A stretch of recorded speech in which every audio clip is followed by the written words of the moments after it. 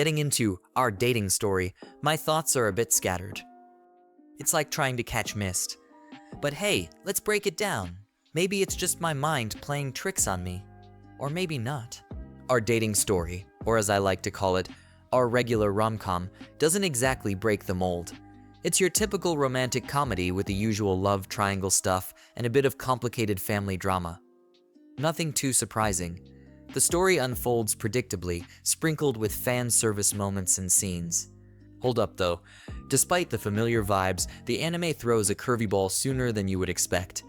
It does it right at the start. Picture this. An introverted gamer dude, Ryudo, crushing on the popular girl, Luna.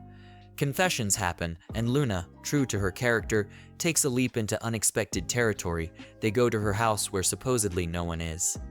Nothing happens because of Ryudo's nature, and after he goes home, Luna with her friend instantly discusses and drops the same question on us right from the get-go. Is instant intimacy a norm, especially for guys? With that said, the anime overall knows its audience, it gives them what they want, and doesn't bother trying to please everyone. Honestly, that's kind of refreshing. Not every show can cater to everyone, right? Before we go any further, let's acknowledge the cringe moments that fill out empty parts of the story. You may say that they are a nuisance, but hey, that's part of the deal in this genre. Thankfully, to compensate for this, there's always that one character shaking things up. Introducing Nicole. Now, she's the voice of reason, questioning the start of Luna's and Ryudo's relationship like we did. As the story unfolds, she transforms into a caring friend, adding layers to her character. And that deal with Shugo Sekiya and their relationship.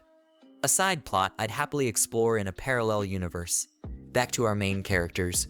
Just when you start settling into Ryudo and Luna's dynamic, bam, Maria arrives, the third wheel in this love triangle. Flashbacks reveal the sad childhood event of Luna and Maria, with a dash of weirdness as Maria instantly takes a liking to Ryudo. It's a bit abrupt, explained in flashbacks, but still feels like the genre's trademark switch flip.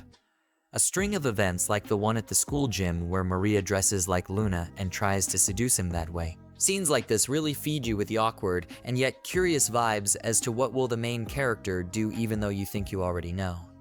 I personally wondered if these sort of scenes would be the so-called magic of the show. But no, the magic happens in the small moments. Holding hands, first dates like going shopping, talking passionately about things the partner does not understand one bit but still listens intensely, even the awkward first night spent together that was not supposed to happen in the first place. These moments carve out happiness for the characters, proving that simplicity often wins the day. And hey, let's not forget Ryudo's friends. They're not just comedic sidekicks, they have their own stories. Yu Yusuke's journey from rejection to improving his looks and value was inspiring, and Ren's persistence despite rejection and his eventual understanding created one of the best scenes from the whole show.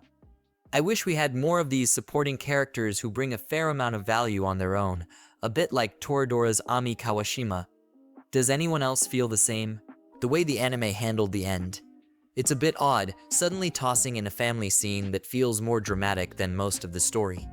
It feels rushed, and for a moment, it looks like the couple might take a downward turn, but surprise, they don't.